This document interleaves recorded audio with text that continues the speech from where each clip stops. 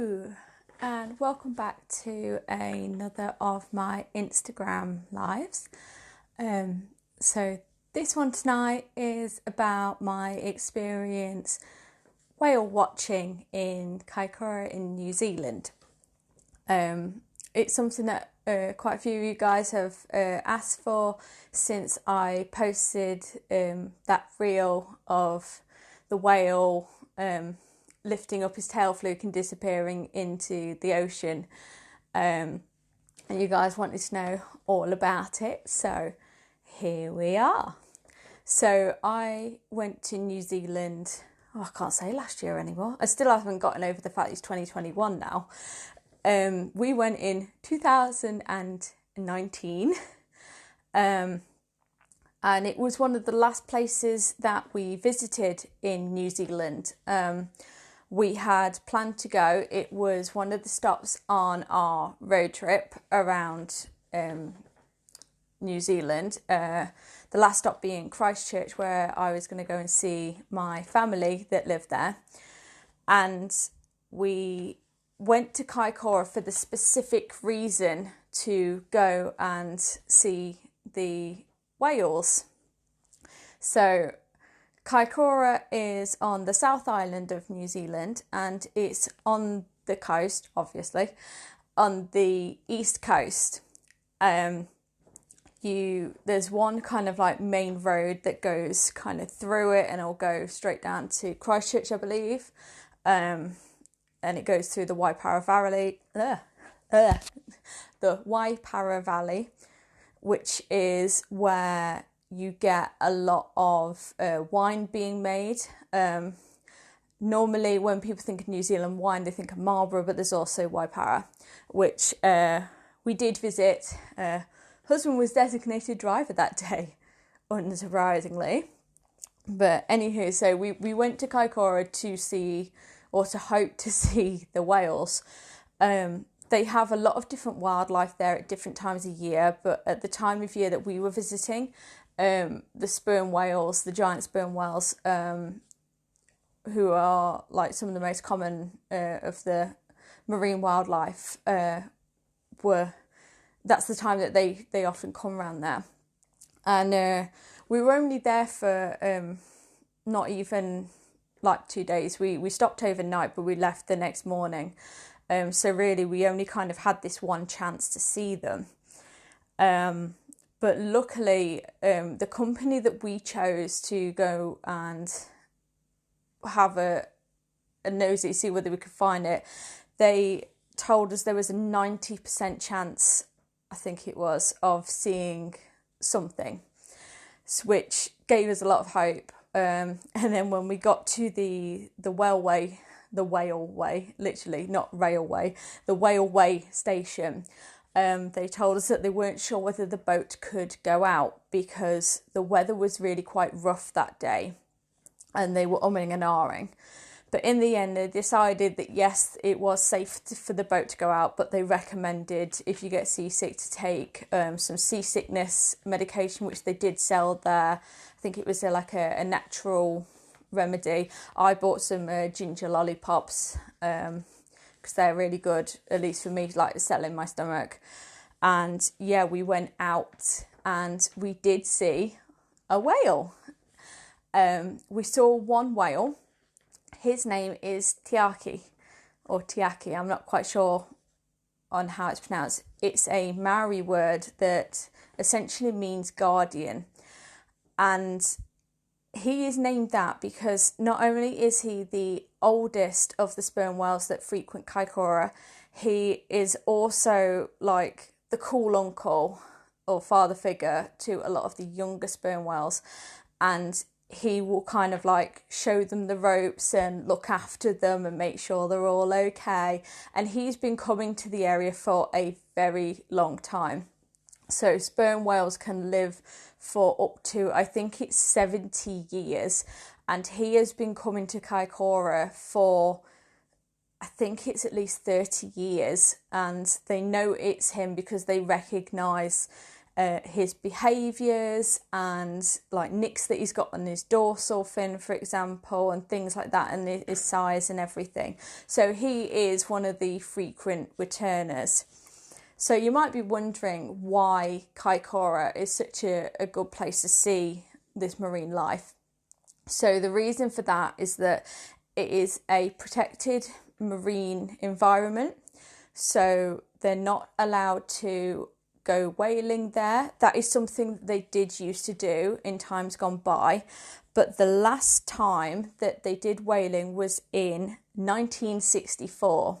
So they put a stop to it, and it was the first place in New Zealand where they did so, and it became the first kind of like protected marine environment in New Zealand. So all of the whaling industry stuff is gone, apart from there is one house that you can go and visit called... Sorry, I've had to write all this stuff down because there's so much to tell you guys. Fifth House, and it's basically, it was like a house where like I think the whalers lived, but in that house you can see some and touch some whale bones. Obviously with COVID at the moment you probably can't touch anything, but you can also like see and smell like the whale oil. So this was the thing mainly of why the whaling was happening, was to get the oil from the whales to use to produce light in the form of smokeless candles. And this was apparently the first whale oil to be used to produce smokeless candles, I've read. But luckily all of that is gone. There is a whalebone arch at the Memorial Gardens, I've heard, but we didn't go there because on the day that we arrived in Kaikoura, it was absolutely throwing it down. And I mean, like, it was wet. I had to bin my walking boots because that's how I found out that they had a hole in the sole, or that the sole had basically fallen off the shoe, because I got wet feet walking around the car park. But anywho... So other than sperm whales, there is a lot more marine life that can be seen there, and also some bird life. So we were really lucky in not only seeing Tiaki, who's the giant sperm whale, but we also saw some leopard seals and an albatross, which I've never seen an albatross before, but them boys be big. That is a big boyd. Like, it is huge. It's a monster. But as well, when you go, there's also the chance that you can visit. Are you ready for the list, folks? 4 different species of penguins: dusky dolphins, Hector's dolphins, giant squid, bottlenose dolphins, common dolphins, albatross, great white shark, mako shark, fin whale, beaked whale, pilot whale, orcas and killer whales, minke whales, humpback whales, blue whales, southern right whales, and seals, and a lot of other birds as well. And I'm not going to list all the birds, but basically there is a lot of wildlife. And there's a main kind of reason for that.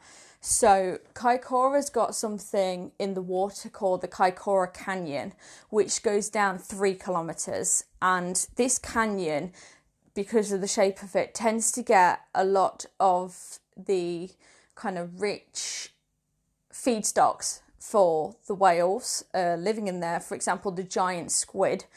And so the whales come there to feed up, basically. It's like an all-you-can-eat buffet down there. But these sperm whales don't just eat the giant squid. They've also been seen to eat sharks as well, and other kind of bony fish that you get in the water, which I was really surprised at hearing that, whales eating sharks, because that's not the way around you expect it to go. So the marine reserve that this canyon is part of is called the Hikurangi Marine Reserve, which is the first in New Zealand. And sperm whales are really important for New Zealand, because really New Zealand wouldn't exist, at least not in the same way necessarily, without them. Now, the reason being for this is that the Maori ancestor, whose name I'm really sorry if I butcher this, Paikea, he actually followed the sperm whales and found New Zealand because he was following sperm whales. So quite a important animal, really.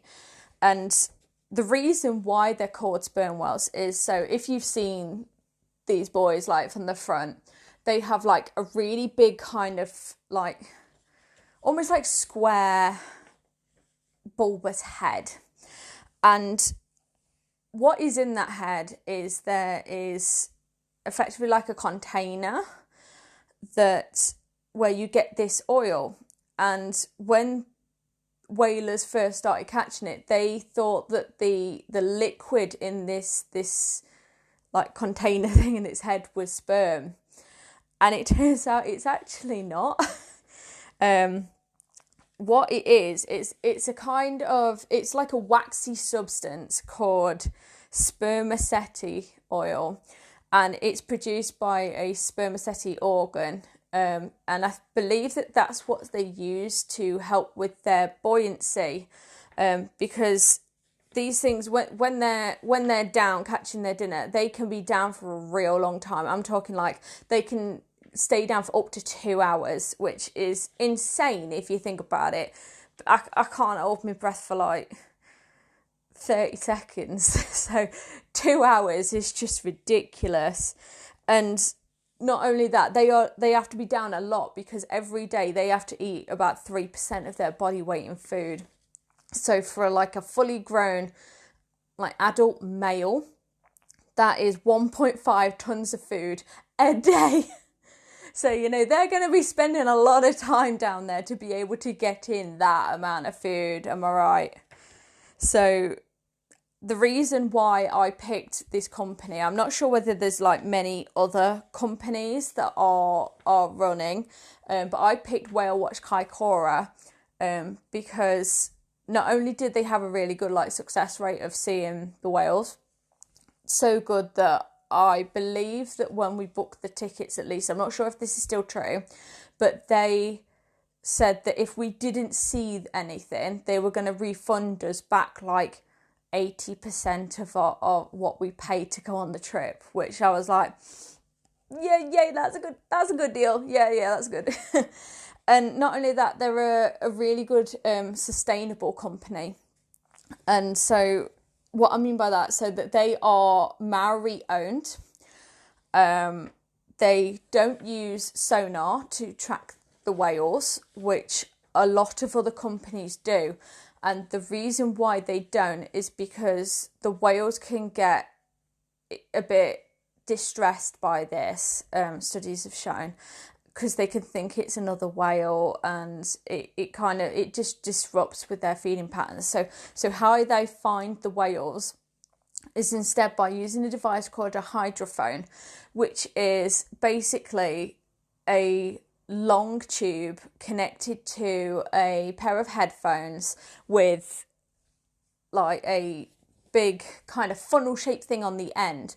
And what it does is they listen out for the clicking sound that the whales make. So the whales hunt by using echolocation. So they make these clicking sounds, and then they basically time how long it takes for the click to return to them once it's basically bounced off something. So they can basically find where their food is by these clicks like bouncing off them.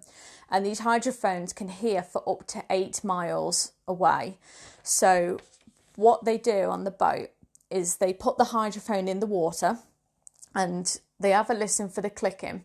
And if they can hear the clicking but it's quite faint, then what they do is they'll drive a mile and then they'll listen again and see whether it's louder or not. So they can basically track the whales that way without upsetting them by using sonar, which I thought was really nice. And they let me have a go on the hydrophone, which was great. Like it's just really cool, like hearing the whale down there.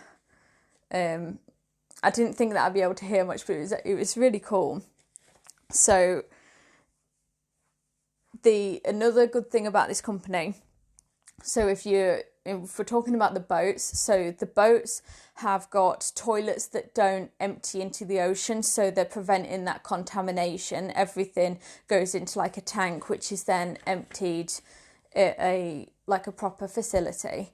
And also they're using diesel engines and these special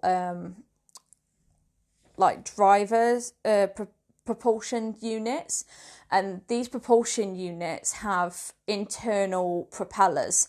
And the reason why that's important is A, it's quieter, so it's not disrupting the marine life, and B, because it's internal, it means that no marine life can access it, which means that they can't be hurt by it.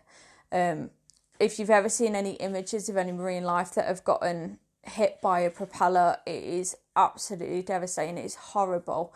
So it's really great that this company is going out the way to eliminate that as a factor. And I swear I should have mentioned this earlier. I do not work for them. I'm not getting paid to make this.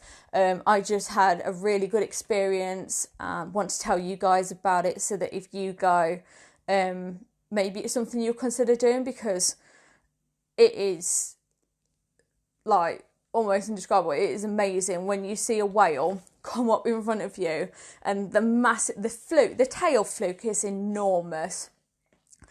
And these sperm whales have got particularly big, sperm whales as a whole, got particularly big tail flukes as well, especially compared to other species of whales. So it's really impressive. It's just amazing to see them out in nature.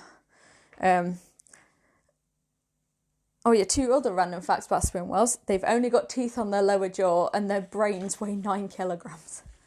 God, 9 kilogram brain. But if you see the size of these things, you can kind of say oh yeah, I get it. So that's why the boat's really good and sustainable. But also because, so there's this thing in New Zealand called the Tiaki Promise, which basically means to take care of people and place. So that's something that is really incorporated into everything they do. And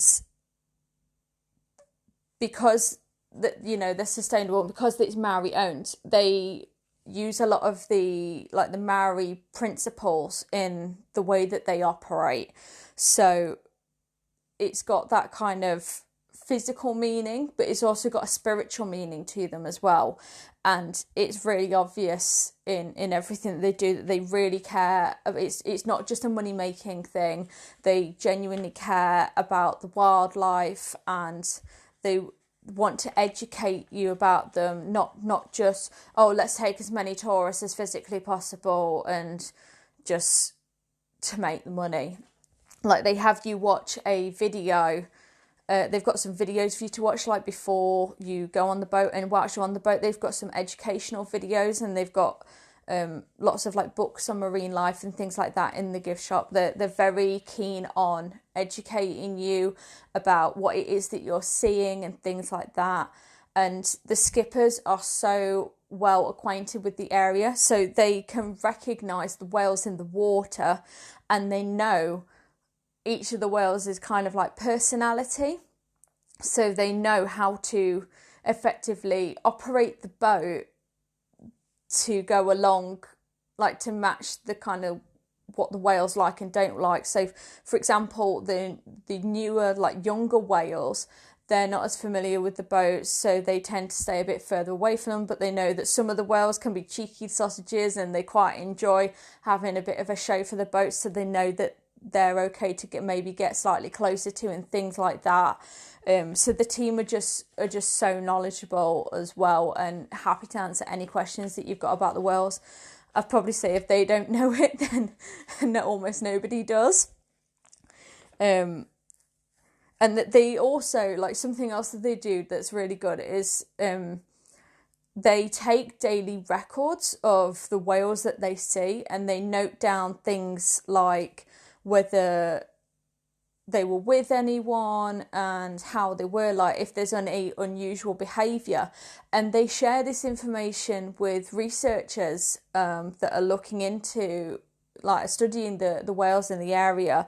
and so they can know that if that something like strange is afoot by the behaviour of the whales, because as I said, they know these guys and they come back year after year after year, so they really get to know them, so they can see whether like their behaviour's off, which might indicate that something's wrong. So they have a lot to do with scientific research in that aspect as well.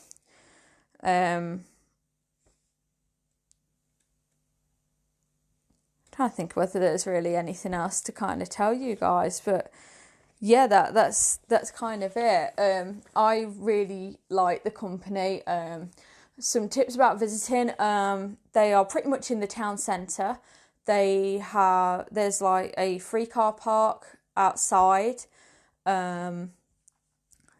It's really easy to find. From the car park, you've got loads of like restaurants and like bars, things like that nearby. Oh, hello from Argentina. Hello from the UK. Yeah, they've got loads of like really good stuff. We stopped in, I believe it was an Airbnb called Dolphin Lodge, which was really nice. It was up on top of a hill that was basically looked out over Kaikoura. It was really nice, and there was a hot tub as well, and I remember it being really, really cheap, or like really reasonably priced, like a lot cheaper than I expected.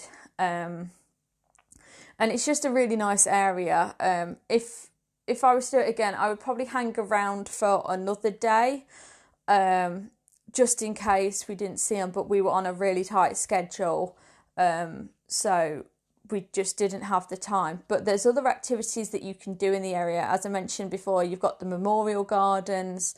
There's Fifth House, where you can see about the whaling history a bit more.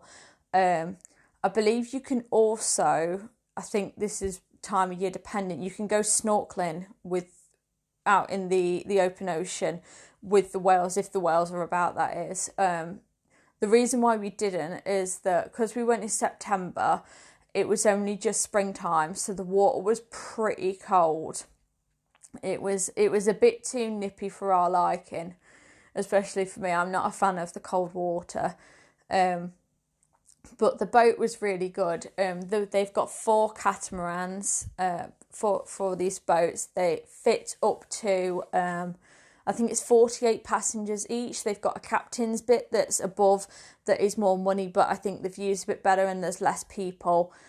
We were just in the standard class downstairs, and when the boats kind of like stopped and they're looking for the sea life or whatever, you can go outside. They've got railings around, so you can have a look around and try and spot the whales. That was like one of our big things.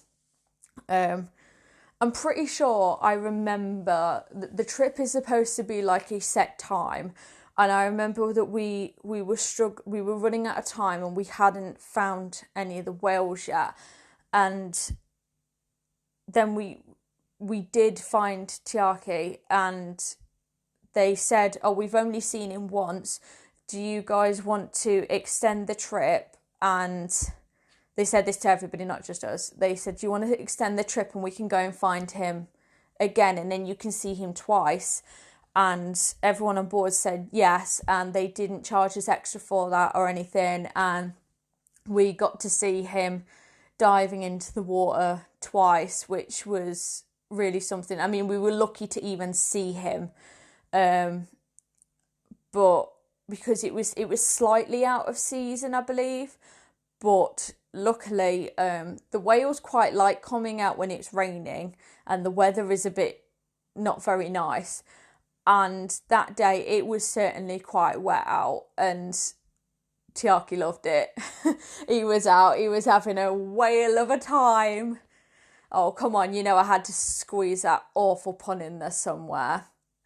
But yeah, Kaikoura is a really nice little town. They got, was it a tsunami that they had, or an earthquake? But basically they suffered a lot of damage not too long ago. And as I said, there's kind of like one road in and out, and it goes through some tunnels, and I think they had like the road like collapsed and all sorts, but they're really recovering, which is good. So yeah, I really recommend going with them. I can't remember exactly how much I paid, and I can't remember whether I got a discounted ticket or not, because a lot of our activities were booked through a company. Now here's where I forget what it's called. If I can remember later, I'll try and put it in the comments. There's a company called it's a company that's only in, I think, New Zealand and Australia, that's basically sells discounted activity tickets for dates where there is some spare, and some stuff is really heavily discounted. Like we got like 50-60% off some stuff, but some stuff isn't discounted at all, but it's somewhere you can buy tickets from. And I believe it's up to about 150 New Zealand dollars each, which I can't remember the exact exchange rate, but but it's not. Is it about that? I don't know whether it's about £75 or something in British money, which sounds like a lot of money, but it's also going on the conservation of these amazing gentle giants and all the other wildlife that's in the area and protecting that. And it was an amazing time. I really, really thoroughly enjoyed it, and I would love to go back. So if you guys have got any questions, then please be putting them in the chat and I will answer them for you about the whales or the whale watch company or Kaikoura or just New Zealand in general. As I said, we visited Kaikoura nearly last on our trip. We had done a big road trip. We'd flown into Auckland from Singapore and we'd rented a camper van and we basically did a loop. We went up to Hot Water Beach, down to Matamata, then to Rotorua, up to Waitomo to do the glowworm caves, back up to Auckland, and then we flew down to Queenstown, spent some time down there visiting Milford Sound, doing Lord of the Rings movie location tour and things like that. And then we'd come up through Wanaka to Franz Josef Glacier, so we went to go and see the glacier, and then we went up to Greymouth just because it was a long drive, and then across to Hamner Springs before we went to Kaikoura, and then from Kaikoura we came down through the Waipara Valley into Christchurch, and then we flew out of Christchurch and had to change back in Auckland to fly home. So yeah, that was the trip. Really enjoy it. I'm going to find out what the name of that company that we booked the tickets through is, because it's really bugging me now that I can't remember.